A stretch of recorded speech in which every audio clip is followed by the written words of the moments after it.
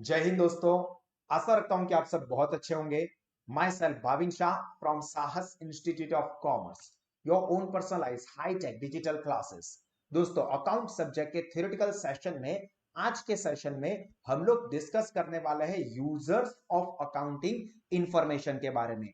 और ये टॉपिक आपको एमसीक्यू के एंगल से थोड़ा बहुत काम लग सकता है कि कौन से यूजर्स अकाउंट की यूज करते हैं कोई स्पेसिफिक पर्पस के लिए। तो हमें यहाँ पे ये जानना जरूरी है कि कौन कौन से लोग अकाउंट का किस किस पर्पस के लिए इस्तेमाल करते हैं। तो इस पूरे सेशन को बहुत ही ध्यान से देखना, यहाँ पे आपको समझना है, रटने की कोई जरूरत नहीं है। तो चलिए आप सब लोग अपने पास हमारे साथ स्टडी पैम्पलेट ले ले और मेरे साथ साथ ये यूजर्स ऑफ अकाउंटिंग इंफॉर्मेशन के टॉपिक को समझ ले।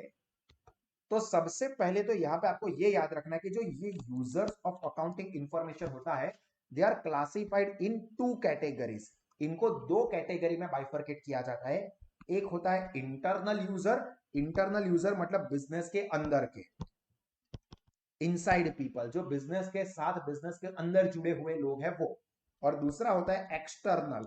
एक्सटर्नल यूजर मतलब बिजनेस के जो आउटसाइडर्स होते हैं, बिजनेस के साथ अंदर से नहीं जुड़े हैं, बाहर से जुड़े हुए हैं, वैसे लोग। तो users of accounting information are classified in two categories. Number one, internal user मतलब बिजनेस के अंदर के लोग जो कि अकाउंट का इस्तेमाल करते हैं। एंड सेकंड इज एक्सटर्नल लोग, मतलब बिजनेस के बाहर के लोग जो कि बिजनेस के अकाउंट को यूज करते हैं। जिसमें सबसे पहले आता है management.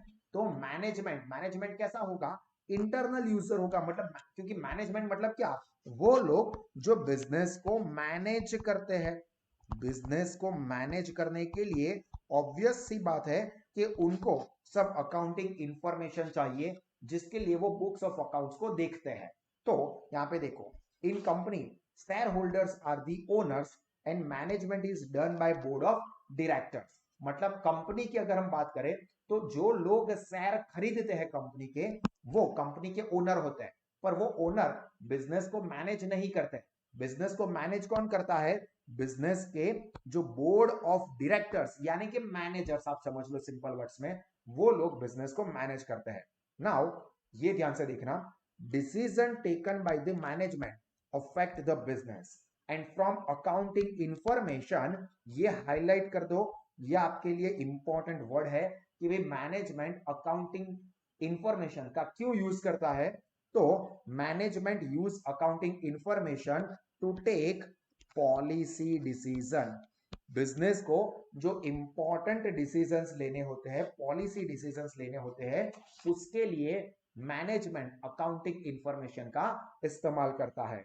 And accounting is the best tool to measure the efficiency of management. ये जो मैनेजमेंट है उसकी एफिशिएंसी कैसी है? एफिशिएंसी मतलब परफॉर्मेंस, अच्छा है, एवरेज है, बुरा है, वो कैसे पता चलता है? तो ये पता चलता है अकाउंटिंग से। अब मैं आपको सिंपल एग्जांपल से बताऊं कि कैसे। तो फॉर एग्जांपल, एक टीचर आपको पढ़ा रहा है, मतलब भाविन सर आपको अकाउंट पढ़ा रहे हैं। तो भाविन सर आपको बढ़िया पढ़ा रहे, एक्सीलेंट पढ़ा रहे, कि गुड अच्छा पढ़ा रहे, या सो सो ठीक ठाक पढ़ा रहे, या बैड पढ़ा रहे, वो कैसे पता चलेगा? बताओ कि ये चीज कैसे पता चलेगी, आप सोचो। तो यहां पे सिंपल सी बात है कि मैं आपको अच्छा पढ़ाता हूं या नहीं, वो आप क्या फील करते हो, वो अच्छी बात है। बट प्रूफ कहां होगा? जब आपका रिजल्ट आएगा। तो रिजल्ट से पता चलता है कि भाविन सर ने अच्छा पढ़ाया या नहीं पढ़ाया। उसी तरह से मैनेजमेंट बिजनेस का अच्छा है या नहीं है, वो कैसे पता चलेगा? अकाउंट से। क्योंकि अगर मैनेजमेंट अच्छा है, जो पॉलिसी डिसीजंस लिए है वो अगर अच्छे डिसीजन होंगे, तो ऑब्वियस सी बात है कि बिजनेस में प्रॉफिट इंक्रीज हो जाएगा, प्रॉफिट बढ़ेगा। मतलब हम बोल सकते हैं कि जो मैनेजमेंट है उनके डिसीजन परफेक्ट है। अगर अकाउंट के अंदर दिख रहा है कि यार प्रॉफिट जो है वो कंटिन्यूअसली डाउन हो रहा है, धीरे धीरे लॉस में आ गए, तो मतलब जो मैनेजमेंट डिसीजन है ना वो घटिया है। तो ये मैनेजमेंट की एफिशिएंसी ये अकाउंट से पता चलती है, और मैनेजमेंट अकाउंट का इस्तेमाल करके ही अपने मैनेजमेंट डिसीजंस लेते हैं। देन सेकंड होता है शेयर होल्डर। अब सिंपल वर्ड्स में मैं बताऊं तो शेयर होल्डर मतलब ऐसे लोग हु होल्ड। होल्ड मतलब जिन्होंने बाय किए हुए हैं शेयर, ठीक है। अभी फॉर एग्जाम्पल एक है मिस्टर एक्स, जिन्होंने साहस इंडस्ट्रीज के शेयर खरीदे हुए हैं। तो अब शेयर खरीदे मतलब कंपनी में पैसा लगाया है। तो अब ये जो मिस्टर एक्स है, जो कि साहस इंडस्ट्री के शेयर होल्डर है, जिनके पास अभी साहस इंडस्ट्री के शेयर है, तो वो अकाउंट क्यों देखते हैं? सर्टिफाइड अकाउंट की कॉपी वो चेक करेंगे। क्यों करेंगे? ताकि उस अकाउंट के अंदर दिखेगा कि कंपनी का परफॉर्मेंस क्या है, कंपनी का सेल्स क्या है, कंपनी का प्रॉफिट कैसा है, कंपनी के पास कितने ऑर्डर्स है, कितने असेट है, ये सब अकाउंट में दिख रहा है। तो अब यहाँ पे मिस्टर एक्स देख रहा है कि कंपनी का सेल्स कंटिन्यूअसली बढ़ रहा है, कंपनी के पास ऑलरेडी 500 करोड़ के प्रोजेक्ट ऑर्डर आ चुके हैं। इसका मतलब कि कंपनी का फ्यूचर का ग्रोथ क्या होगा? बढ़िया होगा, जबरदस्त होगा। तो मैं अपना जो इन्वेस्टमेंट है, मतलब मैंने जो शेयर खरीदे हैं, उसको मेरे पास ही रखो, क्योंकि अभी ये और बढ़ेगा, अभी तो और बढ़ेगा, अभी तो और चलेगा। मतलब कि शेयर की प्राइस अभी बढ़ने वाली है, तो मैं मेरे पास ही शेयर रखूं। देखो क्या डिसीजन लेते हैं, इस चीज को हाईलाइट करना, वेदर टू कीप इन्वेस्टमेंट और सेल और डिस्पोज ऑफ। मतलब कि आपने मिस्टर एक्स ने जो शेयर खरीदे हैं वो अपने पास रखे या बेच के निकल जाए। अगर अकाउंटिंग रिकॉर्ड्स में ऐसा दिख रहा है कि कंपनी का प्रॉफिट कम हो रहा है, सेल्स डिक्रीज हो रहा है, तो एसेट कम हो रही है, लायबिलिटी बढ़ रही है, तो मिस्टर एक्स क्या बोलेंगे? अभी शेयर बेच के पहली गली से निकल लेता हूं। क्यों? क्योंकि कंपनी का परफॉर्मेंस या कंपनी का फ्यूचर बहुत बुरा होने वाला है। तो अकाउंट से ये पता चलता है। Similarly potential share holder, next जो है वो है पोटेंशियल शेयर होल्डर। मतलब जिन लोगों ने अभी शेयर खरीदे नहीं है, बट जो फ्यूचर में शेयर खरीदना चाहते हैं, तो वो भी अकाउंटिंग इंफॉर्मेशन देखेंगे और उसके अंदर उनको ऐसा दिखेगा कि यार सेल्स बढ़ रहा है, प्रॉफिट बढ़ रहा है, असेट बढ़ रही है, कंपनी के पास प्रोजेक्ट बहुत अच्छे अच्छे हैं, मतलब आने वाले दिनों में ये कंपनी और चलने वाली है। तो मैं इस कंपनी के शेयर खरीदूं या ना खरीदूं? अगर कंपनी का फ्यूचर अच्छा दिख रहा है तो शेयर खरीद लो, वो अकाउंट में दिखेगा। कंपनी का जो सिचुएशन है वो बहुत बुरा दिख रहा है अकाउंट में, तो इसका मतलब ये कंपनी के शेयर ना खरीदो। तो अंडरलाइन करो, हाईलाइट करो कि पोटेंशियल शेयर होल्डर को किसमें इंटरेस्ट होता है? Whether to buy shares of a company और नॉट।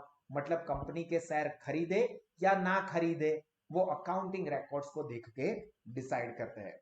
उसके बाद नेक्स्ट कैटेगरी है वो है क्रेडिटर्स। क्रेडिटर्स का मतलब ऐसे लोग जो कि बिजनेस को या तो गुड्स क्रेडिट पे देते हैं या तो मनी लैंड करते हैं, मतलब लोन देते हैं। या तो हमको गुड्स क्रेडिट पे दिए कि भाई गुड्स आप अभी ले जाओ, पैसे फ्यूचर में देना, या तो जिन्होंने हमें पैसे दिए हैं एज अ लोन। तो वो लोग बुक्स ऑफ अकाउंट्स क्यों चेक करेंगे?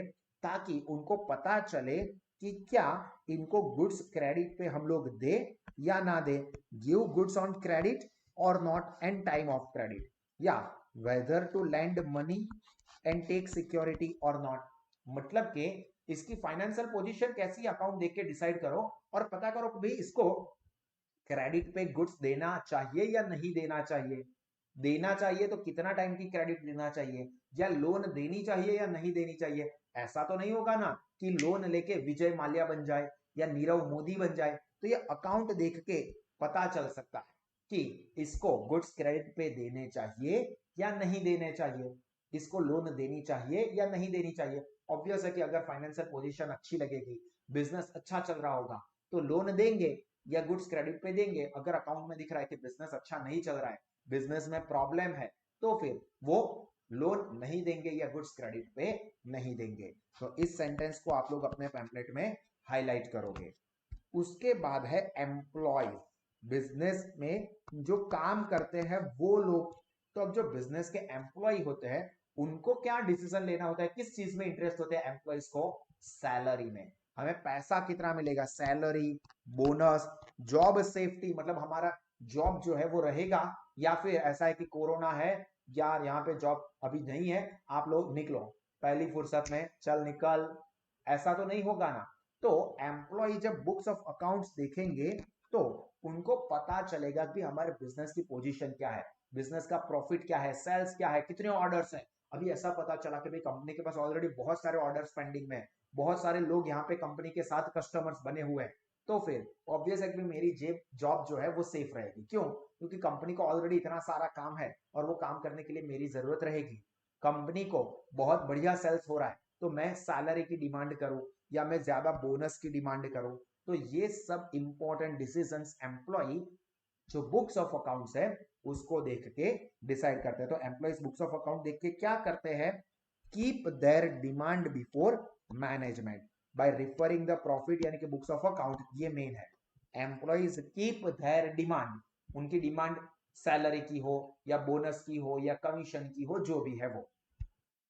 Then next point is tax authority, मतलब कि वो गवर्नमेंट एजेंसीज अथॉरिटीज जो कि टैक्स कलेक्ट करती है, जैसे कि जीएसटी डिपार्टमेंट हो गया या इनकम टैक्स डिपार्टमेंट हो गया।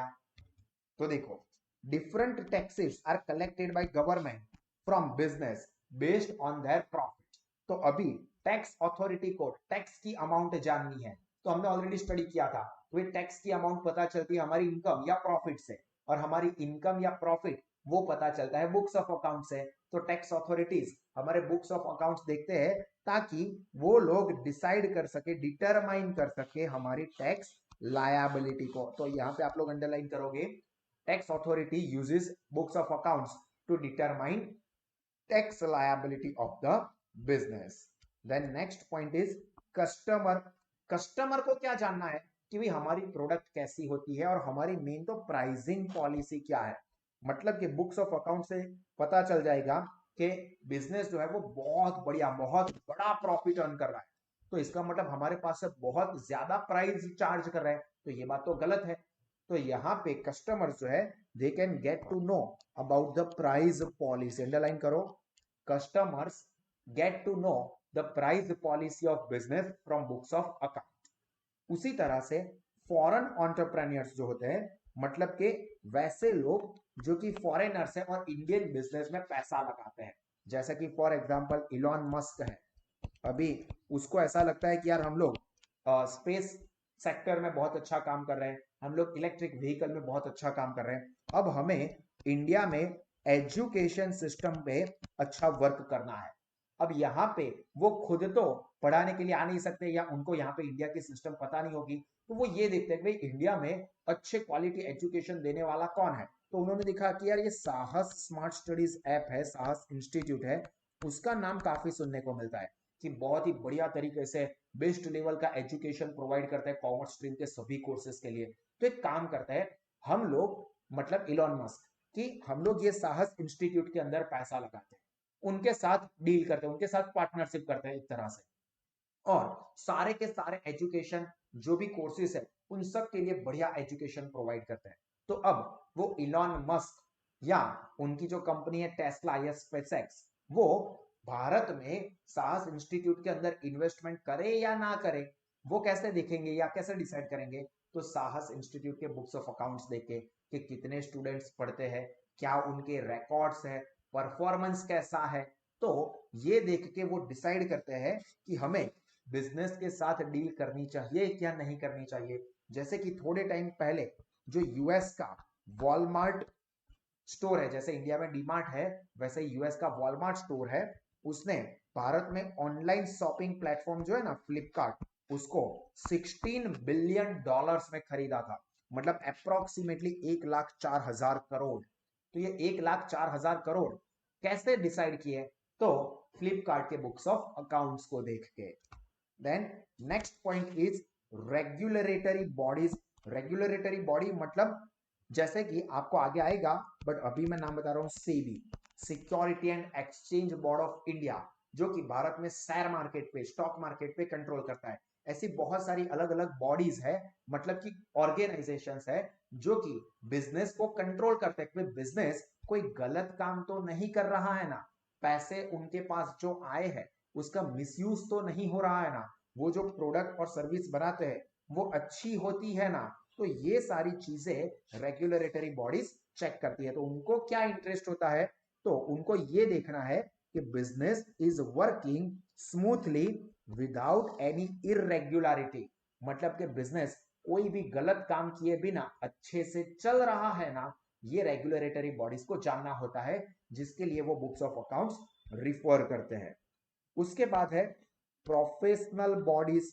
प्रोफेशनल बॉडीज मतलब प्रोफेशनल ऑर्गेनाइजेशंस, जैसे कि चार्टर्ड अकाउंटेंट हो गए, या कंपनी सेक्रेटरीज हो गए, जो कि 12th के बाद आप इसमें से कोई ना कोई कोर्स करोगे, चार्टर्ड अकाउंटेंट्स है या कंपनी सेक्रेटरी है ऐसा, तो उनके जो प्रोफेशनल बॉडीज है वो अकाउंटिंग इंफॉर्मेशन को देखते हैं, क्योंकि उनको ये चेक करना होता है कि जो भी अकाउंट लिखा है they are prepared and presented as per accounting guidelines and accounting standards, यानी कि अकाउंटिंग प्रिंसिपल्स को फॉलो करके ये सब अकाउंट्स लिखे गए हैं ना, ये जानना होता है प्रोफेशनल ऑर्गेनाइजेशन, प्रोफेशनल बॉडीज को, जैसे कि चार्टर्ड अकाउंटेंट। तो वो बुक्स ऑफ अकाउंट्स देखते हैं ताकि वो जान सके कि books of accounts accounting standards, accounting principles को फॉलो करके बनाए गए हैं।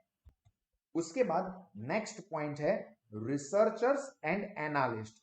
अब रिसर्चर्स क्या काम करते हैं? रिसर्च करने का, एनालिसिस करने का, ताकि वो देख सके कि बिजनेस की प्रॉफिटेबिलिटी जो है वो कैसे होती है और वो कैसे उसको मेंटेन करते हैं। मतलब फॉर एग्जांपल रिलायंस जियो है, तो वो लोगों को मुफ्त में, फ्री में 4G डेटा बांट रहा था।